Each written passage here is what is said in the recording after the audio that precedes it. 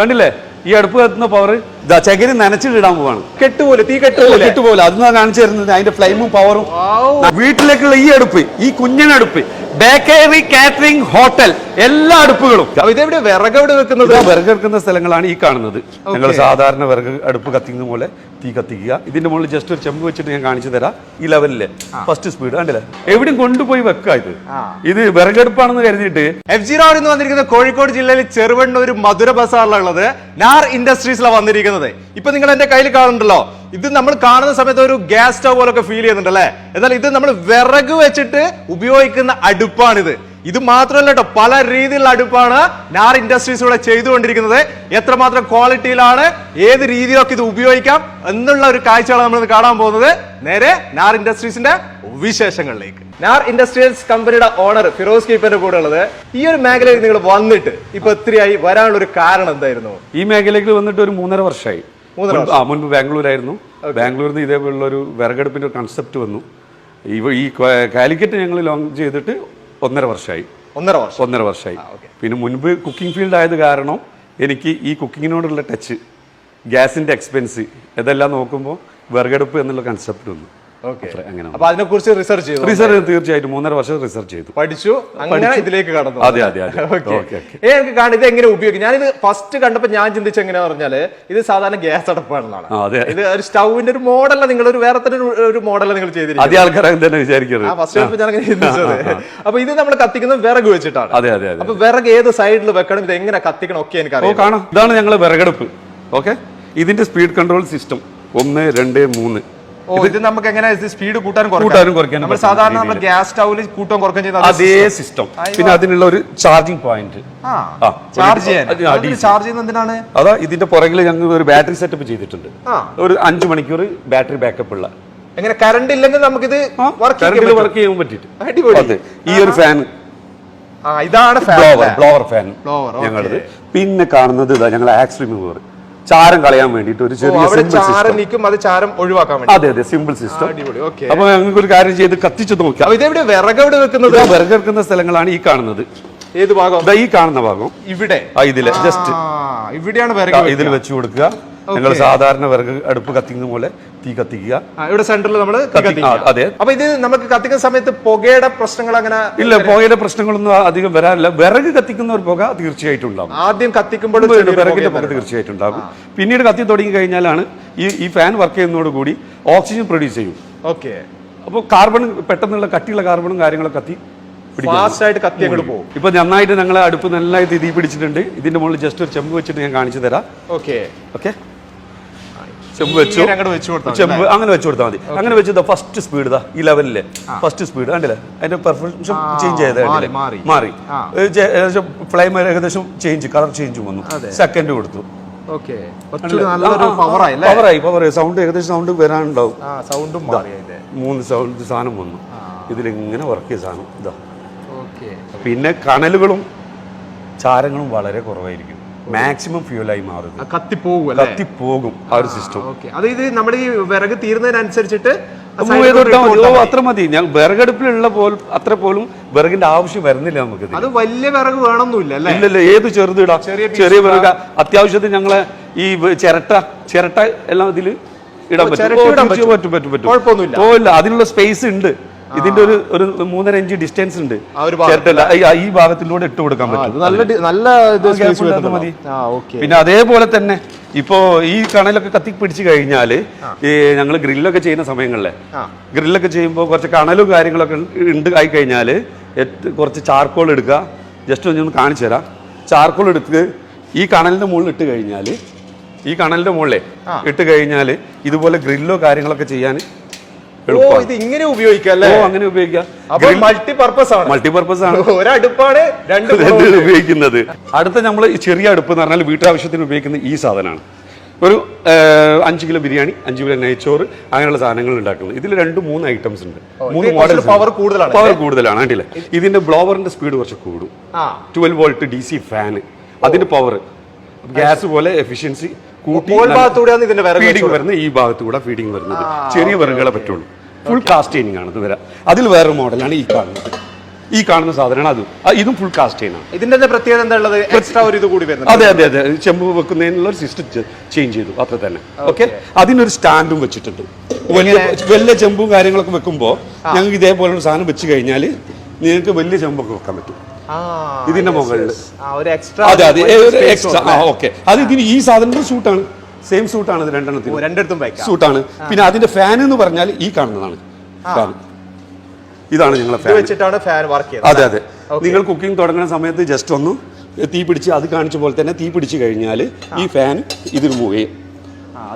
അത്രേ ഉള്ളൂ. കണക്ട് ചെയ്ത് നമ്മൾ കണക്ടർ ഉണ്ട്, കറണ്ടിൽ ജസ്റ്റ് കണക്ട് ചെയ്തു. അത് അഡാപ്റ്റർ വെച്ചിട്ട് തന്നെ ചെയ്യുന്നുണ്ട്. അത് അഡാപ്റ്റർ ഉണ്ട്, ഇതിന്റെ അഡാപ്റ്റർ സ്പീഡ് കൺട്രോളർ ഉണ്ട്. ഇതിൽ ജസ്റ്റ് ഒന്നും സ്പീഡ് കുറയ്ക്കാനും കൂട്ടാനും സംവിധാനങ്ങളുണ്ട്. ഈ വലിയൊരു സ്റ്റവ് ഇത് ഹോട്ടലിലേക്ക് ഉപയോഗിക്കാൻ പറ്റുന്നതാണ്. ഹോട്ടലിലേക്ക് ഗ്രാൻഡ് ആണല്ലേ? ഗ്രാൻഡ്, അടിപൊളി. ആ ഗ്രാൻഡിനെ പോലെ തന്നെ ഇതാ ഈ കാണുന്ന ഫാനിനും വ്യത്യാസങ്ങളുണ്ട്. അതിൽ ഉപയോഗിച്ച പോലെ ഫാനുകളൊന്നല്ല, വലിയ ഫാനാണ്. വലിയ ഫാന് ഒരു 20-25 കിലോ റൈസ് കപ്പാസിറ്റി ഉണ്ട് ഈ സാധനത്തിന്. 20-25 കിലോ കപ്പാസിറ്റി. 25 കിലോ വലിയ ചെമ്പൊക്കെ തീർച്ചയായിട്ടും ബോധിയിലൊക്കെ പോകും. അതിന്റെ വിറക് ഫീഡ് ചെയ്യുന്ന സിസ്റ്റമാണ് ഈ കാണുന്നത്. ഇതിലൂടെ വിറക് ഫീഡ് ചെയ്യാം മാക്സിമം. ചിരട്ട, ചേരി ഇങ്ങനെയുള്ള സംഭവങ്ങളൊക്കെ ഉണ്ട്, അതെല്ലാം നിറച്ച് ക്ലോസ് ചെയ്യുന്നു, തീ പിടിപ്പിക്കുക. മേലെ നമ്മൾ വിറക് കാണുന്നത് ഇവിടെ ജസ്റ്റ് കത്തിച്ച് കാണിക്കാൻ വേണ്ടി ജസ്റ്റ് ഇട്ട് കസ്റ്റമർ ഇട്ട് കൊടുക്കുന്നതാണ്. പിന്നെ ഇതിന്റെ ഞങ്ങളെ ചാരെടുക്കുന്ന ഒരു ഏരിയ ഉണ്ടല്ലോ, ചാരെടുത്ത് കളയാൻ വേണ്ടിയിട്ട്, ആ ചാരെടുത്ത് കളയാൻ വേണ്ടിയിട്ടാണ് ഈ ട്രേ വരുന്നത്. ഇവിടെ ഒരു എക്സ്ട്രാ ട്രേ ഒരു പ്രശ്നം ഉണ്ടാവില്ല.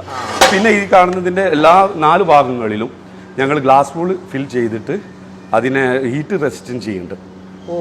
അങ്ങനെ ഇതിന്റെ ചുറ്റുഭാഗം പുറത്തേക്ക് ചൂടടിക്കലോ പ്രിപ്പറേഷൻ സമയങ്ങളിൽ കുക്കിംഗ് ചെയ്യുന്ന ആൾക്കാർക്ക് ബുദ്ധിമുട്ടും കാര്യങ്ങളൊന്നും ഉണ്ടാവില്ല.